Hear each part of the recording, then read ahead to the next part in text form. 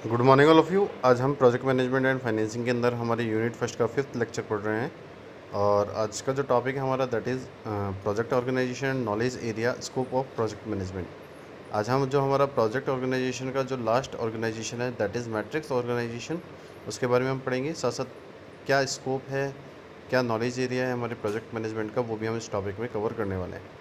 कि अगर हम देखें तो जो हमारा ऑर्गेनाइजेशन था, third organisation that is the matrix form of project management organisation, कि अगर हम देखें तो इस कंसिडरेशन में हम देख सकते हैं कि हमारी जो मैट्रिक्स ऑर्गेनाइजेशन होती है यहाँ पे हमें कुछ सीरियस एडवांटेजेस देखने को मिल सकते हैं। और अगर हम हर एक एडवांटेजेस को सेपरेटली देखें तो हम क्वालिफाई कर सकते हैं कि उन चीज़ों को हम एक्सेप्ट करें, जो कि साथ साथ हमारे कुछ सीरियस डिसएडवांटेजेस भी हैं। अगर हम अपने कलेक्ट करते हैं एडवांटेजेस को किसी भी प्योर प्रोजेक्ट ऑर्गेनाइजेशन में, जहाँ पे हम डिटरमाइन कर रहे हैं, डिसाइड कर रहे हैं अपने कैरेक्टरिस्टिक्स को, जहाँ पे हम अवॉइड कर रहे हैं उन डिसएडवांटेजेस को जो कि किसी मैट्रिक्स ऑर्गेनाइजेशन में हो रही है, जो कि किसी प्रोजेक्ट मैनेजमेंट को डेवलप करते टाइम। तो अगर हम देखें तो केयरफुली हमें ये कंसिडरेट करना होता है कि जब भी हम किसी प्रैक्टिस के अंदर अपीयर हो रहे हों तो वहाँ पे अपने कंक्लूजन्स को ड्रॉ करना होता है। और अगर हम देखें तो हमने देखा था कि वहाँ पे 2 फॉर्म्स होती हैं, एक तो होती है functional and second one is matrix. अगर हम रिप्रेजेंट कर रहे हैं एक स्पेक्ट्रम को वैरायटी ऑफ पॉसिबल फॉर्म्स में किसी भी प्रोजेक्ट मैनेजमेंट को ऑर्गेनाइज करने के लिए, तो जो मैट्रिक्स ऑर्गेनाइजेशन है वो ये कंसीडर करती है कि जो भी कॉम्बिनेशन है हमारे 2 फॉर्म्स ऑफ ऑर्गेनाइजेशन के, वहाँ पे हम अपने प्रोफेशनल लिटरेचर को कवर करें उस प्योर मैट्रिक्स ऑर्गेनाइजेशन में, जहाँ पे हम उसको अपने ओवर द फंक्शनल डिपार्टमेंट को देखें किसी भी होम ऑर्गेनाइजेशन के अंदर। तो अगर हम फैक्ट देखें तो जो हम रिप्रेजेंट कर रहे हैं यहाँ पे कॉम्बिनेशन ऑफ 2 एक्सट्रीम फॉर्म, जिससे कि जनरेट जो है हमारे डिफरेंट मॉडलिटीज़ के एग्जिस्टेंस में, तो उसको हम डिफ्रेंशिएट कर सकते हैं, जो कि एक मोर सिमिलर है हमारे फंक्शनल और प्योर मैट्रिक्स से। अगर हम देखें कि जो फॉर्म है हमारे प्रोजेक्ट मैनेजमेंट ऑर्गेनाइजेशन की, वो कि एक सिमिलर है हमारे प्योर प्रोजेक्ट ऑर्गेनाइजेशन से किसी भी प्रोजेक्ट मैनेजमेंट के अंदर, तो अगर हम एक स्ट्रॉन्ग मैट्रिक्स ऑर्गेनाइजेशन की यहाँ पे बात कर सकते हैं। तो अगर हम इस केस में देखें तो हम कह रहे हैं कि यहाँ पे हम कोऑर्डिनेटिंग कर रहे हैं, फंक्शनल कर रहे हैं। और अगर वीक मैट्रिक्स ऑर्गेनाइजेशन की बात करें तो वो बिल्कुल सिमिलर होता है हमारे फंक्शनल से।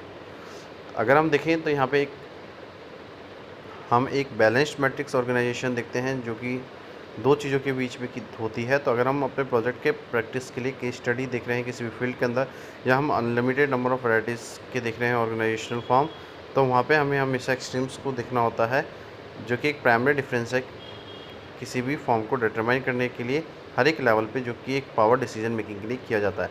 अगर इसके कंसंट्रेशन में हम देखें तो प्रोजेक्ट और फंक्शनल जो मैनेजर है वो इन चीज़ों को मैनेज करता है। अगर हम मैथोडोलॉजिकली कंसीडर को करें तो यहाँ पे हम ईजियर एक्सप्लेन कर सकते हैं अपनी स्ट्रॉन्ग मैट्रिक्स ऑर्गेनाइजेशन को, जहाँ पे हम अपने रिलेशन को देख सकते हैं किसी भी होम ऑर्गेनाइजेशन के अंदर, जो कि एक प्योर मैट्रिक्स में होती है, जो कि सेपरेट नहीं होती है। उसके बाद अगर आप देखें तो जो मैट्रिक्स ऑर्गेनाइजेशन है उसको बैलेंस करने के लिए हमें जो भी एक्सट्रीम्स हैं उनके बीच में किसी भी तरीके के बैलेंस को सेटेड अप्रोचेस को रखना होता है, जो कि एक डिफरेंट मिक्सचर होता है किसी भी प्रोजेक्ट और फंक्शनल रेस्पॉन्सिबिलिटीज़ का। तो अगर हम एग्जांपल लिखें तो इस केस के अंदर हम प्रोजेक्ट के अंदर रिक्वायर कर रहे हैं उस ग्रुप वर्क को जो कि यूजुअल प्रीफर कर रहा है, उस ग्रुप वर्क को जो कि अपने प्रोजेक्ट्स को ट्रांसफ़र कर रहा है। तो अगर हम अपने प्रीवियस मॉडल्स को देखें तो मैट्रिक्स जो अप्रोच है वो आइडेंटिफाई कर रहे हैं कुछ एडवांटेजेस और डिसएडवांटेजेस को। तो अगर हम एडवांटेजेस की बात करें तो पहला पॉइंट क्या है कि जो प्रोजेक्ट है जिसमें हम अपने सेंट्रल अटेंशन को पे कर रहे हैं, वो एक प्योर प्रोजेक्ट मैट्रिक्स ऑर्गेनाइजेशन में होती है, जहाँ पे जो इंडिविजुअल है मीन्स जो प्रोजेक्ट मैनेजर है वो उसके बिहाफ पे पूरी रेस्पॉन्सिबिलिटी लेता है अपने प्रोजेक्ट मैनेजमेंट की, और वो रियलाइज़ करता है कि वो उसको प्लान करेगा, एक फ्रेमवर्क बनाएगा जिसके एडवांस में हम अपने बजट को, स्पेसिफिकेशन और क्वालिटी को डिफाइन करेंगे।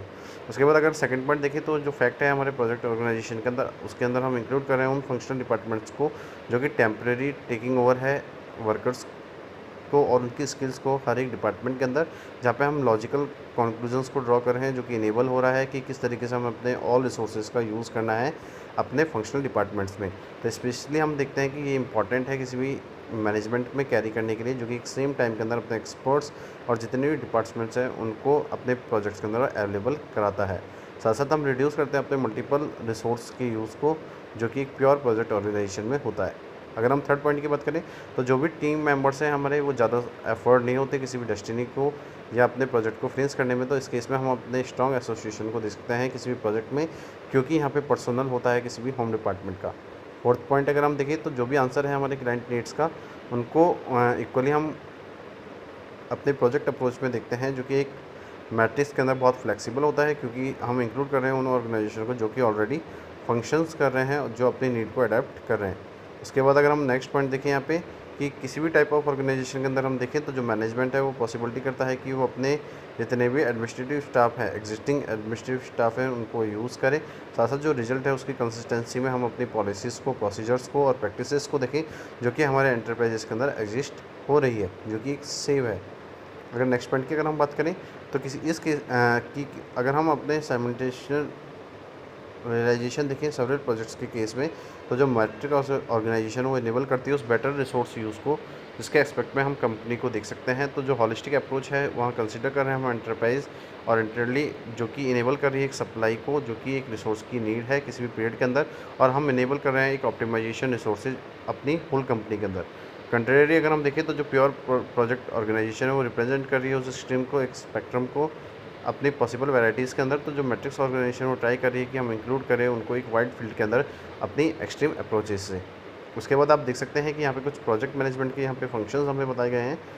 तो अगर हम डिवाइड करें उनको, हमारे प्रोजेक्ट मैनेजमेंट के फंक्शंस को, तो वो 3 ग्रुप्स में डिवाइड हैं। तो अगर हम पहले ग्रुप की यहाँ पे बात करें that is general project management function की, अगर हम जनरल प्रोजेक्ट मैनेजमेंट फंक्शन की बात करें तो पहला जो पॉइंट आएगा उसमें हमारा that is the project integration. कि अगर हम अपने मोस्ट इंपॉर्टेंट एस्पेक्ट को देखें प्रोजेक्ट मैनेजमेंट में, तो वो क्या है, इंटीग्रेशन। अगर हम अपने किसी भी पर्टिकुलरली स्पेशली फील्ड को इंटीग्रेट कर रहे हैं जहाँ पे हम प्रोवाइड कर रहे हैं एक ह्यूमन रिसोर्स को, तो इंटीग्रेट के अंदर हम एक वाइड वैरायटी ऑफ इक्विपमेंट और मटेरियल्स और साथ साथ हमारी टेक्नोलॉजी को भी इंटीग्रेट करते हैं जब हम किसी तरीके के प्रोडक्ट या एंड रिजल्ट को प्रोड्यूस कर रहे हों। तो उसके कंफर्मेशन में हम उसके स्पेसिफिकेशन रिक्वायरमेंट्स को देखते हैं जो कि हमें टाइम पे होना चाहिए, और हम अपनी कॉस्ट फ्रेम को भी अलाउ करते हैं। और अगर आप देखें तो जो प्रोजेक्ट इन्वायरमेंट है जो कि एक डायनामिक है, तो उसके ऑलमोस्ट इम्पॉसिबल चीज़ों को हमको एलोकेट करना होता है और हर एक प्रोजेक्ट के एवरी पार्ट में एक शेड्यूल बनाना होता है।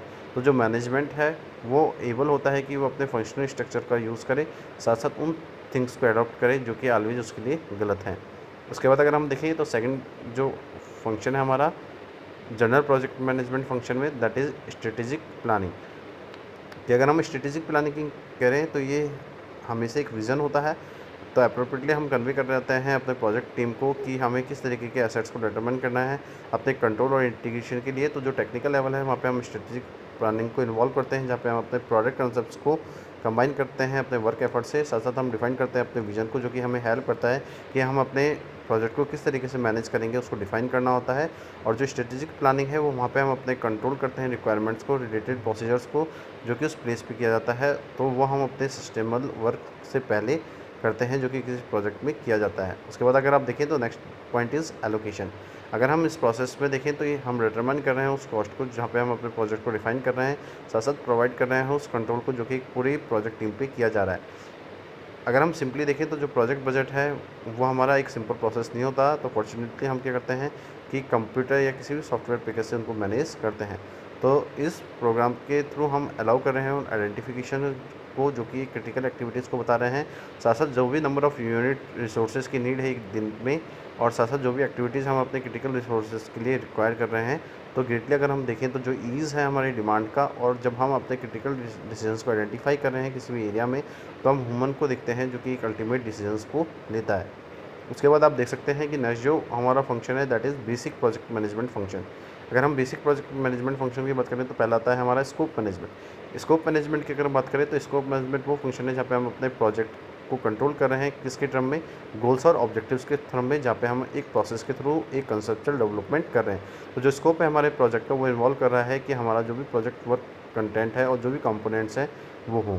तो अगर हम देखें तो हम उसके अंदर फुली डिस्क्राइब कर रहे हैं कि क्या हमारी एक्टिविटीज़ का नेम होगा जो कि परफॉर्म की जाएंगी, और साथ साथ हम आइडेंटिफाई कर रहे हैं हमारे एंड प्रोडक्ट्स का और रिसोर्सेज का जिसे हमें कंज्यूम करना है। उसके बाद आप देख सकते हैं कि नेक्स्ट जो पॉइंट है that is the quality management. अगर हम क्वालिटी की कंपोजिट को देखें तो वो एक मटेरियल एट्रीब्यूट्स को बता रहा है। हम उसके अंदर इंक्लूड करें उन परफॉर्मेंस फीचर्स को, उन कैरेक्टरिस्टिक्स को जो कि किसी प्रोडक्ट या सर्विस का हो रहा है, और उसके रिक्वायर्ड में हम उन सेटिस्फाई कर रहे हैं अपनी नीड को जो कि प्रोजेक्ट के अंदर लॉन्च होगी। अगर हम सिंपली कन्फॉर्मेंस देखें तो जो रिक्वायरमेंट्स और स्पेसिफिकेशन है वो इस पॉइंट के अंदर हम देख सकते हैं। तो जो रिक्वायरमेंट है वो हमारे लिए नहीं होती जब तक हम उसको एक रिटर्न कॉन्ट्रैक्ट में नहीं करते। तो जो क्लाइंट है हमारा जिसका एक रियल और परसेप्शन है किसी भी कन्फॉर्मेंस को लेके, तो जो कन्फॉर्मेंस है वो अप्लाई करता है उस प्रोजेक्ट के अंदर। जब हम उसको मेजर करते हैं, साथ साथ हम प्लान करते हैं और एग्जीक्यूट करते हैं अपने रिलेटिव थिंग्स को, जो कि इन्वायरमेंटल और उसकी सेफ्टी के लिए होता है। साथ साथ हमारे एक्सपेक्टेशन जो है सोसाइटी से वो पूरी की जाती है। नेक्स्ट अगर हम देखें that is the time management. अगर टाइम मैनेजमेंट फंक्शन की बात करें तो यहाँ पे हम रिक्वायर कर रहे हैं मेंटेन कर रहे हैं अपने अप्रोप्रिएट एलोकेशन ऑफ टाइम को एक ओवरऑल प्रोजेक्ट के अंदर, जो कि एक सक्सेसिव स्टेज के अंदर एक नेचुरल लाइफ साइकिल के अंदर किया जा रहा है। तो जो टाइम मैनेजमेंट है उसको हम डिवाइड कर रहे हैं 4 एरियाज़ के अंदर, that is planning, estimating, scheduling and controlling. उसके बाद अगर नेक्स्ट पॉइंट है वो देखें तो दैट इज़ कॉस्ट मैनेजमेंट। हम इस यहाँ पे इंक्लूड कर रहे हैं उस प्रोसेस को जहाँ पे हम रिक्वायर कर रहे हैं एक मेंटेन फाइनेंशियल कंट्रोल को किसी भी प्रोजेक्ट के अंदर। हम रिक्वायर कर रहे हैं यहाँ पे estimating, organising, analysing, controlling, economic evaluation and forecasting to the allow the corrective actions. इसके बाद अगर हम देखें तो जो थर्ड ग्रुप है हमारा that is the integrative project management. उसमें अगर हम बात करें फर्स्ट पॉइंट है हमारा दैट इज़ रिस्क मैनेजमेंट, कि जिस तरीके से हम देखते हैं कि जब कोई आर्ट या साइंस होती है किसी भी चीज़ को आइडेंटिफाई करने के लिए, इवैल्यूएशन के लिए, या उसके रेस्पॉन्डिंग में कि क्या रिस्क कंडीशन थ्रू आउट होगी जब किसी प्रोजेक्ट का ड्यूरेशन होगा, तो उस चीज़ों को हमें माइंड में रखना होता है जिससे कि वो हमारे ऑब्जेक्टिव्स को पूरा कर सकें। तो जो रिस्क मैनेजमेंट नीड है उनको हमें देखना होता है कि हम आइडेंटिफाई करें उन प्रॉब्लम एरियाज़ को एडवांस के अंदर जो कि हैपन होने वाली है।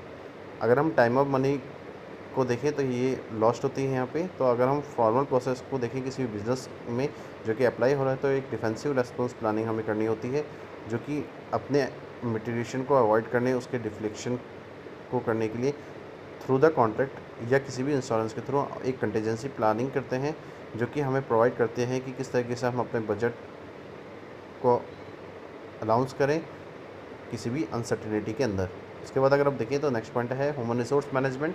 अगर हम ह्यूमन रिसोर्स मैनेजमेंट की बात करें तो ये जो फंक्शन है यहाँ पे हम डायरेक्टिंग और कोऑर्डिनेटिंग कर रहे हैं अपने ह्यूमन रिसोर्स को अपने प्रोजेक्ट की थ्रू आउट लाइफ के अंदर। तो हम इन्वॉल्व कर रहे हैं, बिल्ड कर रहे हैं प्रोजेक्ट टीम को जो कि किसी भी वर्क को करेगी एक कंसिस्टिव यूनिट के अंदर। तो अगर हम देखें तो 2 तरीके के टास्क को हम रिकॉग्नाइज कर रहे हैं यहाँ पे, that is the administrative and behaviour. अगर हम नेक्स्ट पॉइंट की बात करें that is contract and procurement management. अगर हम कॉन्ट्रैक्ट प्रोक्योरमेंट मैनेजमेंट की बात करें, इस फंक्शन की बात करें, तो जितने भी रिसोर्सेज को हम इंक्लूड कर रहे हैं, पीपल, प्लांट, इक्विपमेंट, मटेरियल, जो कि एक प्रोजेक्ट के अंदर एक्वायर्ड होना चाहिए, तो उस ऑर्डर में हम प्रोड्यूस कर रहे हैं उन एंड प्रोडक्ट्स का। तो अगर हम फॉर्मल नेगोशिएशन देखें यहाँ पे यूजुअली, तो हम उस रिजल्ट को देख रहे हैं जो कि एक रिटर्न डॉक्यूमेंट में किया जाता है एक कॉन्ट्रैक्ट के थ्रू। इसके बाद अगर आप देखें तो नेक्स्ट पॉइंट है that is the communication management. अगर हम कम्युनिकेशन मैनेजमेंट की बात करें तो एक प्रॉपर ऑर्गेनाइजेशन होता है जहाँ पे हम कंट्रोल कर रहे हैं उन इन्फॉर्मेशन को जो कि ट्रांसमिट की जा रही है। तो अगर हम देखें तो यहाँ पे हम अपने प्रोजेक्ट की नीड्स को सर्टिफाई कर रहे हैं, साथ साथ हम इंक्लूड कर रहे हैं उन प्रोसेस को जहाँ पे हम ट्रांसमिट कर रहे हैं, फिल्टर कर रहे हैं, रिसीव कर रहे हैं, इंटरप्रेट कर रहे हैं और अंडरस्टैंड कर रहे हैं उन इन्फॉर्मेशन को जो कि एक अप्रोप्रिएट स्किल के यूज़ से की जा रही है। तो उसके अकॉर्डिंग में हम अपने प्रोजेक्ट की एप्लीकेशन को देखते हैं, उस एनवायरनमेंट की एप्लीकेशन को देखते हैं जिसमें ये सब चीज़ें पॉसिबल होंगी। तो अगर एक सक्सेसफुल प्रोजेक्ट मैनेजमेंट की अगर हम बात करें तो वो एक वाइबल कम्युनिकेशन नेटवर्क से होता है, जो कि एक प्रॉपर कम्युनिकेशन होता है एक अपर मैनेजमेंट, प्रोजेक्ट टीम और हमारे हेवली एबिलिटी में, जो कि किसी भी तरीके के कम्युनिकेशन को ब्रेक डाउन करता है, जो कि कभी भी क्लियर नहीं होता है और कभी भी कन्वे नहीं होता है, और वो एक अनफेमिलियर होता है किसी भी टेक्निकल लैंग्वेज के अंदर। अगर इसके बाद देखें तो क्या क्या रिस्क होते हैं किसी भी प्रोजेक्ट मैनेजमेंट में, इसमें हम देखेंगे कि प्रोजेक्ट मैनेजमेंट के अंदर कौन कौन सी रिस्क इन्वॉल्व होती है। तो अगर फर्स्ट पॉइंट की बात करें तो जो प्रोजेक्ट स्पॉन्सर है या क्लाइंट है वो इनएडुकेट होता है किसी भी प्रोजेक्ट के आइडिया को लेके जब वो स्टार्ट करता है। सेकेंड अगर हम बात करें तो किसी भी तरीके के कम्युनिकेशन के फेल्योर हो अगर किसी भी क्लाइंट या प्रोजेक्ट मैनेजर के बीच में, तो इस ड्यू से हम ये देख सकते हैं कि जो भी लैक है हमारी टेक्निकल नॉलेज का, उसके पार्ट पे अगर हम क्लाइंट के या अपने जो भी जगॉन हैं उनके ऑर्डर्स में देख सकते हैं जो कि प्रोजेक्ट मैनेजर के थ्रू किया जा रहा है। उसके बाद आप देख सकते हैं कि थर्ड जो पॉइंट है वहाँ पे हम स्पेसिफिकेशन कर रहे हैं एक सब्जेक्ट को जो कि कांस्टेंट चेंज है, और उसके ड्यू में जो भी प्रॉब्लम्स हमारे इंडिविजुअल क्लाइंट्स को या किसी भी डिसीजन मेकिंग प्रोसेस में हो रही है किसी क्लाइंट एंड के लिए, और जितने भी इन्वायरमेंटल चेंजेस हैं उनके लिए। तो अगर हम एग्जांपल देखें तो जो गवर्नमेंट है वो अगर चेंज हो रही है अपने बेसिक रूल्स को लेके, तो वो भी हम अपने प्रोजेक्ट के कंप्लीशन से पहले करते हैं। उसके बाद आप देख सकते हैं कि नेक्स्ट जो पॉइंट है दैट इज़ द, अगर हम कहें कि जो प्रोजेक्ट गोल है जो कि एक अनरियलिस्टिक और अनअचीवेबल है, तो वो ओनली हम तब रियलाइज़ कर सकते हैं जब हम उस प्रोजेक्ट के अंडर वे में हों। नेक्स्ट जो पॉइंट है दैट इज़ द क्लाइंट में become carried away with the idea of the project, कि जब भी कोई क्लाइंट कैरी होता है तो अपने प्रोजेक्ट के आइडिया के बेसिस पे होता है। अगर वो अनेबल है उस चीज़ को क्लियरली देखने में, तो ही वो उसको अचीव कर सकता है। नेक्स्ट क्या है कि अगर हम प्रोजेक्ट को देखें तो वो बहुत हाई कॉम्प्लेक्स होता है। अगर हम देखें तो वहाँ पे नंबर ऑफ़ ऑब्जेक्टिव्स होते हैं जो कि एक्चुअली कॉन्ट्रडिक्ट होते हैं एक दूसरे से। तो आज का जो हमारा टॉपिक है यहाँ पे कंप्लीट होता है। आज के लिए इतना ही। Thank you so much and have a nice day.